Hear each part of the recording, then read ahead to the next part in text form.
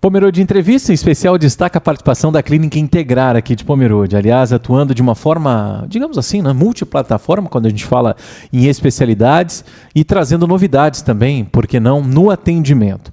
A gente está recebendo a Silvana Figênio, ela é neuropsicóloga e o bate-papo promete ser muito especial para a gente, claro, tem que aprender, cuidar da mente, outros bate-papos importantes que sempre rolam por aqui no podcast das Rádios Pomerode 104, a gente recebe ela. Silvana, bem-vinda às rádios, que bom tê-la com a gente para falar sobre a mente, né? Corpo, como diz a frase, perdão, mente sã, corpo sã, né? Tudo bem? Bem-vinda. Isso mesmo, é um grande prazer estar aqui com vocês nesse momento incrível, né? Porque Pomerode precisa muito ter esse tipo de especialidade. E mente sã, com certeza, sempre em busca da mente sã. Aliás, essa é a grande função do profissional da área da psicologia, né? Tentar deixar a nossa mente equilibrada, né, Silvana? Independente da idade, né?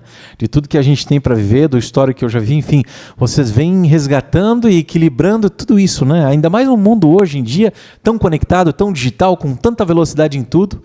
Mas será que eu estou sabendo usar minha mente para tudo isso, né? É isso mesmo, eu costumo falar que o mundo está atropelando, né? E se nós não corrermos na velocidade que está tudo, a gente acaba perdendo várias oportunidades. Mas a gente não foi projetado para andar dessa forma, né? Nessa velocidade. O que acaba, então, gerando quadros de ansiedade, nunca visto como hoje, né? Dá para chamar que a ansiedade é o mal do século, Silvana, em alguns momentos, não? Sim, vale ressaltar que a ansiedade é um estado normal do corpo humano. Certo. Mas quando eu sei que ele não está normal, quando ele passa a me trazer prejuízos em algum setor da minha vida. Entendi. Bom, vamos falar um pouquinho mais da sua área, então, que é a neuropsicologia, né?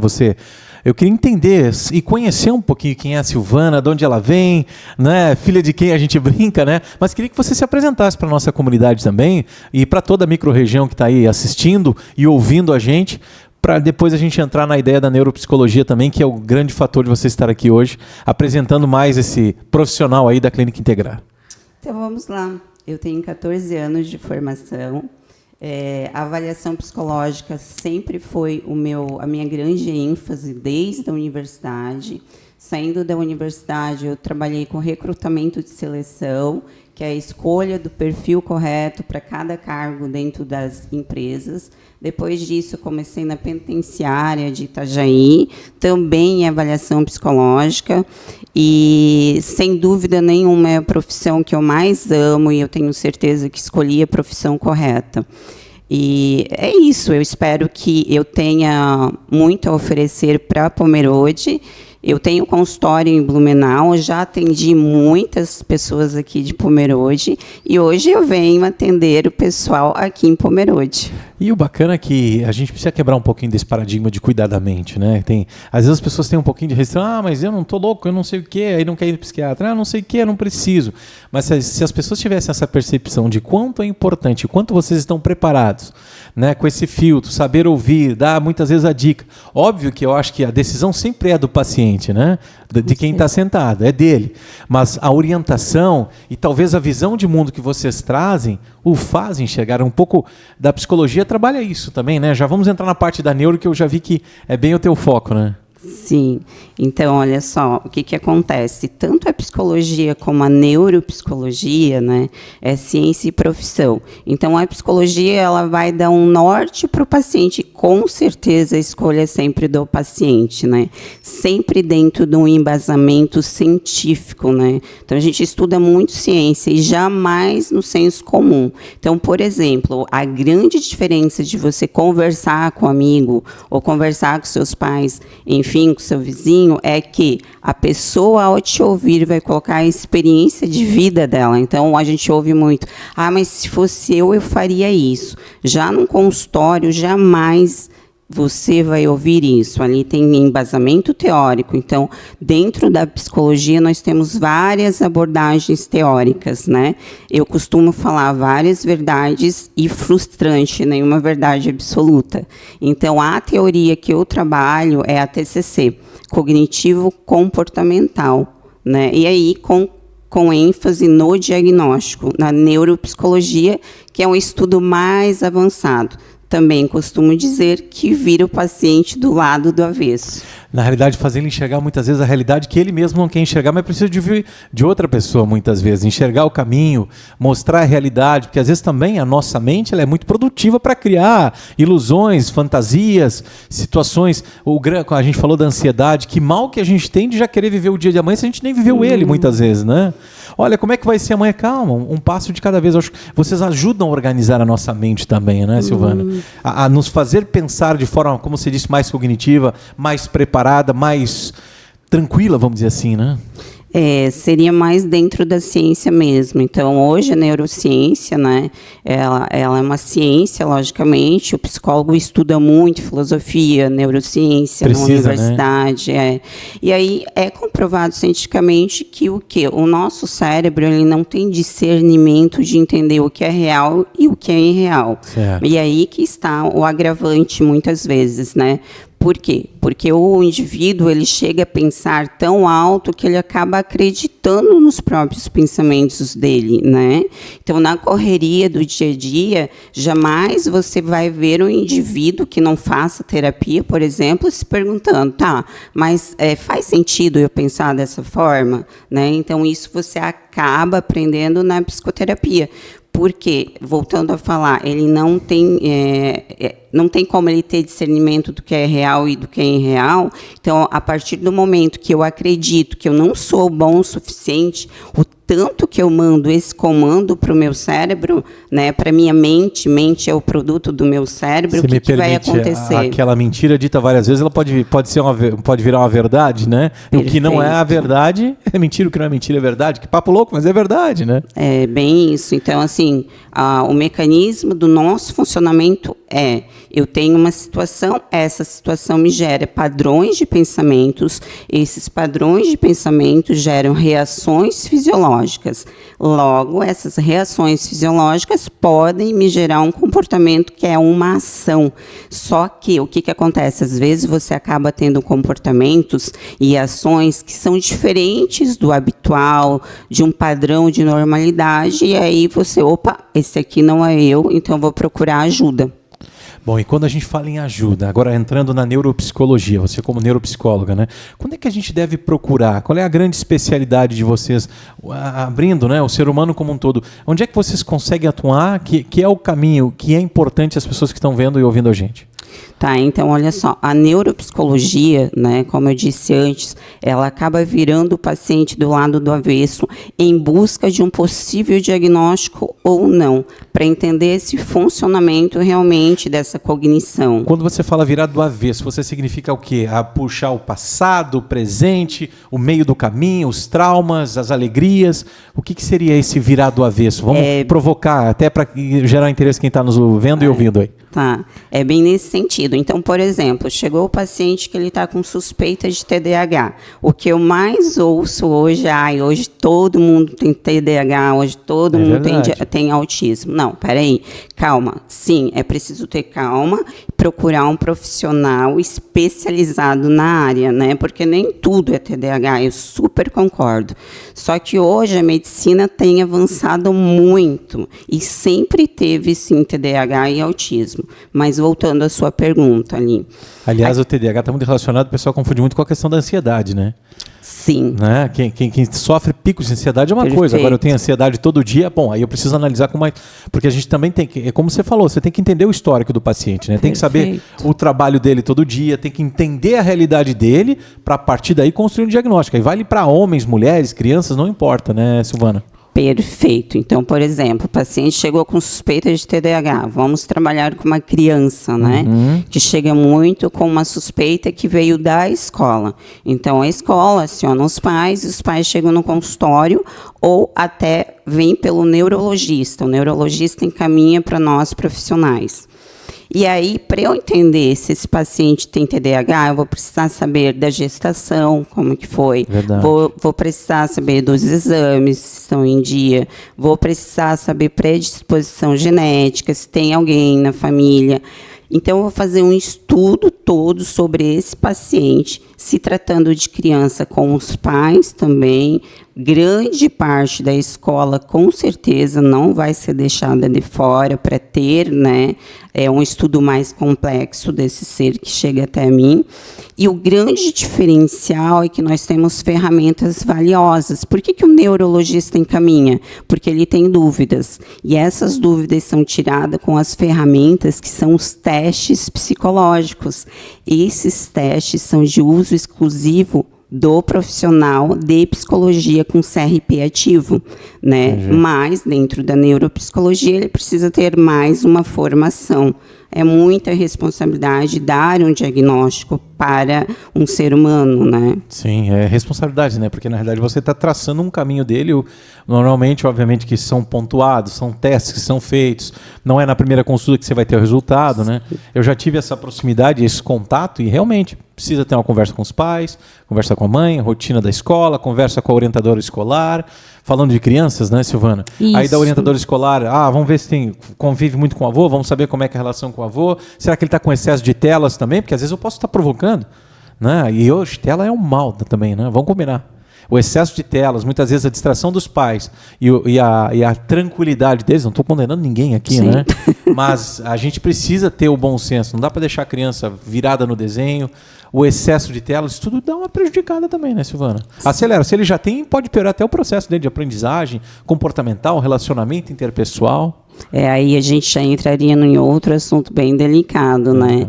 Mas só provocando, né? Queira ou não, assim, as telas não chegam caminhando sozinhas até os filhos, né? Alguém entrega, né? Alguém entrega. E hoje a gente acompanha uma situação, até o João estava comigo num local, não vou nem dar muito... Eu percebia que a mãe conversava com a criança, perguntava e a criança não tirava o olho e não respondia. Sim. Sim, ok. Ele nem sabe, muitas vezes a gente não sabe nem o que está respondendo. Veja o quanto como enfeitiça, né, as crianças, principalmente com os conteúdos, com tudo. Então, todo cuidado ele é importante. E deixa eu colocar mais com relação à neuropsicologia, voltando a esse fato. Então, assim, a gente falou de crianças, né, com a questão da TDAH que você falou. E os adultos, que sofrem picos de ansiedade? Será que eu tenho ou não tenho? Será que eu tenho alguma coisa? Como é que ele pode trabalhar isso aproveitando a sua experiência? São quase 15 anos aí na área da psicologia. A gente sabe que a neuro é uma especialização também. Você estudou muito para isso e vem qualificar a equipe do Integrar. Como é que a gente pode, como adulto, como jovens, por exemplo, saber que eu preciso procurar ajuda também? As crianças são mais detectáveis, porque a dificuldade do aprendizado, às vezes a relação interpessoal com os coleguinhas, mais irritado. Mas e aí? E nós adultos, que às vezes não conseguimos identificar isso? Pode acontecer? Com certeza, sim, vai de profissional para profissional, mas, via de regra, eu sempre achei que criança é mais acessível chegar no diagnóstico do que o adulto. Mas o adulto, ele já vem com um sofrimento, né? Uma carga, né? Uma carga, sim. O que tem acontecido de diagnóstico lá no meu consultório, mais tardio, é extraordinário, né? E aí, o que você mais ouve? Então, por isso que eu me comportava dessa forma. Então, por isso. E sempre buscando resposta. E também, muitas vezes, desorganizado, desorientado quanto ao diagnóstico. Por quê? Por que não foi visto isso antes, né? Que aí acarreta muitas vezes, ou 99,9%, comorbidades. O que são essas comorbidades, né? Então, um TDAH não tratado, não diagnosticado desde a infância. Imagina lá um serzinho no meio de uma sala de colegas, lá de 20 coleguinhas, e esse serzinho, ele parece que tem formiga na bunda, ele não para quieto. Né? Vamos falar, né? Porque até então, de uns 10 anos para cá, que a coisa eclodiu de uma forma mais intensa, né? Se estuda mais e tal, enfim, mas continua pra gente. E daí tá, essa pessoinha não para quieto, você, né? Pede várias vezes para ir no banheiro. hiperativo, né? Não consegue ter uma atenção. Isso não significa que ele não tem capacidade de aprendizagem, né? Então, o TDAH não é dificuldade de aprendizagem. Mas, voltando lá, ele começa a se comparar, mas por que eu não consigo? Por que o coleguinha tira nota boa e eu não tiro? Porque eu não estava na sala de aula. Porque quando o coleguinha tinha atenção lá, eu estava me mexendo todo. Né? Então, acaba se comparando com outras crianças. O que vai gerando? Uma ansiedade. O que essa ansiedade pode... Sentimento de inferioridade. Isso. Muitas Isso coisas mesmo. ruins, Então, né? é só ladeira abaixo, falando senso comum, né? Isso vale para os adultos também, né? Quando as pessoas têm uma dificuldade de aprendizagem, mas como as coisas estão tão mudadas, e eu falo por mim, eu me formei, sou formado em letras, jornalista, mas eu sou um cara que não fui muito de tocar nos livros, fui muito mais autodidata, eu não tenho a paciência para leitura, por exemplo. Eles trabalham comigo, eles sabem. É tudo muito no rato. Mas em nenhum momento eu deixei de me prejudicar, dando um exemplo, eu acho que convergindo para o que você está falando, a gente tem que saber puxar de melhor as nossas habilidades. Se eu tenho raciocínio rápido, se eu tenho uma leitura mais dinâmica, preciso de menos tempo, tá aí. Então vamos olhar pelo lado bom também. Porque eu acho que essa questão do pico de ansiedade dá para trabalhar nas crianças, nos adultos. Respira. Tem muito exercício para isso também, né? Sim. Você deve ensinar muito isso em consultório, acredito eu, né? Sim. Como é que funciona o processo? Se trabalha muito com técnica, né? A TCC trabalha muito com técnicas, assim. O que seria a TCC? A TCC é terapia cognitivo-comportamental. Certo. É uma abordagem dentro da psicologia. Okay. Lembra que eu te falei que tem várias abordagens teóricas? Né? Ela é uma delas. Ela é uma delas, né? Que está aí dentro da medicina. Ela é mais rápida, mais breve. Ela não fica dando voltas, né? Não que ela não vai coletar informações da tua infância, mas ela é mais no aqui e agora. Você está tendo um quadro de depressão, então vamos trabalhar aqui a questão das medicações, fazer o acompanhamento. Então, o que é extremamente importante também é um profissional entender de psicofarmacologia. Por quê? Os meus pacientes, eu cuido das medicações deles. Então, eles vão prontinho em psiquiatra com cartinha já, né? Ou seja, mais ou menos com um diagnóstico, com um breve roteiro do paciente. Olha, nós estamos trabalhando assim, assim. E deixa eu fazer uma pergunta, já que você tocou na área medicamentosa, né? Mas todos são pacientes são passivos de medicação ou tem pacientes que pela terapia, no seu caso, na conversa, no diálogo, na mudança de hábitos, muitas vezes, né? Tem como a gente mexer isso também? Sim. Eu não sou a favor nem contra a questão de medicação. Estou aqui só fazendo uma pergunta mesmo, né? Então, vamos lá. Sim, com certeza. Indo para o viés da neuropsicologia, né, o quão é importante, em alguns casos, você ter essa avaliação para ter o diagnóstico ou não e o tratamento correto. O que muito tem acontecido é diagnóstico errado e medicação não precisa para pacientes, entendeu? Então, já peguei casos, né, que segundo a paciente, a psiquiatra falou, não é falando mal de nenhuma psiquiatra, assim como tem psicólogos, né, profissões, todas tem alguém que não é tão bom assim, ou que não se dedica tanto. Com diagnóstico errado, né, de bipolaridade, se enchendo de medicação e que nas vias de fato era o marido que fazia a paciente se sentir doida. Entendi. Vamos falar era um agente assim, externo que estava provocando a loucura na vida dela. E aí que entra a avaliação neuropsicológica, né, para entender o funcionamento dessa cognição, dessa mente, para saber se tem o que tem e o tratamento correto. Nem todos os pacientes precisam de medicação. Eu sou super a favor de medicação, porque eu digo, já pensou um paciente que tem esquizofrenia sem medicação? Não sobrevive, né? Quer dizer, não tem qualidade de vida nenhuma. Né? Então, medicação, sim, para os pacientes que necessitam de verdade. Agora, pacientes tomando Ritalina sem ter um TDAH, isso é um absurdo e está acontecendo muito. É um problema sério contra a saúde, na realidade. Né? Mas então, né, Silvana, eu acho que tudo começa, então, voltando, para que as pessoas tenham essa oportunidade de conhecer você, marcar uma consulta. Eu acho que o primeiro passo é fazer a marcação da consulta. A gente conseguiu evidenciar para quem realmente está sofrendo com a mente, está com essa dificuldade, tem essas dúvidas sobre o próprio comportamento do filho. Eu acho que está na hora, porque às vezes a gente não tem noção do quão é benéfico em termos de qualidade de vida. A gente começou o bate-papo falando em mente sã, corpo sã. E muitas das doenças que são originadas no nosso corpo vem pelo poder da mente, né? Ah, meu Deus, um dia eu vou ter um infarto. Aí, beleza, aí descompensa, ele passa a comer, ele come mais, carne gorda, sei lá. Hipoteticamente dando exemplo. Como a minha pressão, acho que ela vai subir. De tanto que ele fala, o corpo vai desregular. Então, acho que vocês também vêm atuar e mudar o discurso muitas vezes, né? Essa é a grande tentativa para que a pessoa tenha qualidade, né? A mudança de discurso, de comportamento. O hábito está muito relacionado também. Como é que a gente pode definir isso para encaminhar para o final? Aí? Então, é uma somatória, né? Eu costumo dizer que nós somos um ser interligado. Você não separa a tua mente do teu organismo, está todo interligado. Então, tudo uma coisa só. É tudo só, né? Uma coisa só. Uhum.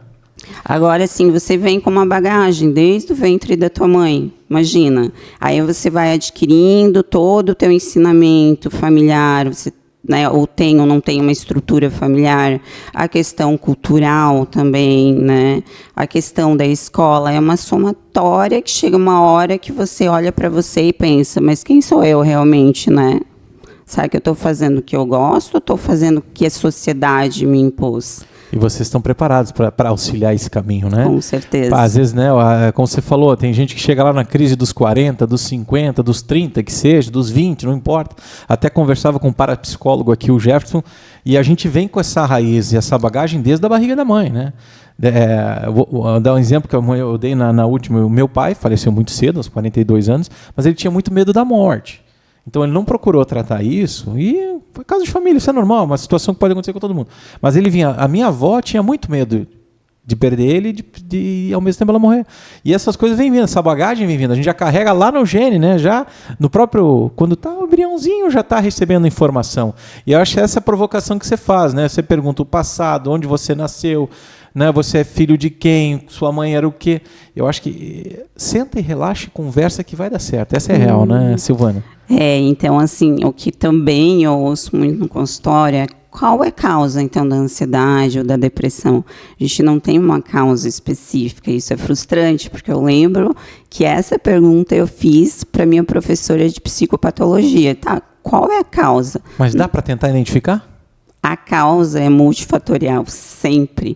Tem a questão genética, a questão ambiental, a gente conversou, né, que vai da estrutura familiar, cultural. É uma junção.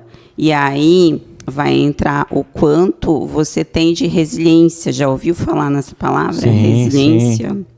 O que é a resiliência? É a capacidade de cada organismo de enfrentar situações diversas, né, que acontecem na nossa vida. Nós não somos um robô, naturalmente acontece, sempre vão ter obstáculos.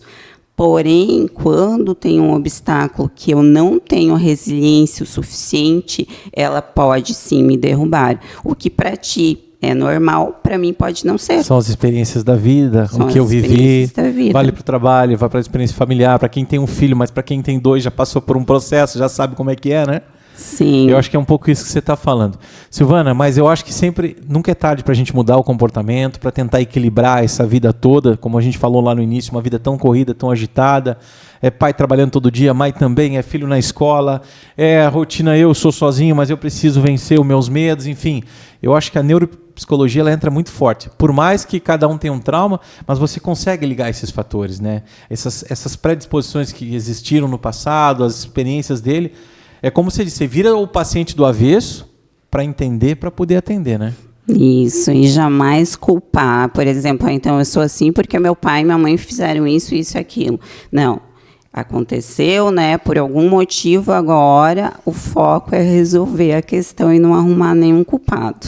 Que legal. Silvana, suas palavras, primeiramente queria agradecer. Mas queria que você também fizesse um convite aí para quem realmente precisa cuidar da mente. Eu acho que pode ser uma grande oportunidade. Seja bem-vindo à Pomerode, à Clínica Integrar também. Abraço a Sheila. Deixa eu mandar um abraço especial para a Sheila, toda a equipe do Integrar. E saudar a Silvana que está chegando aí.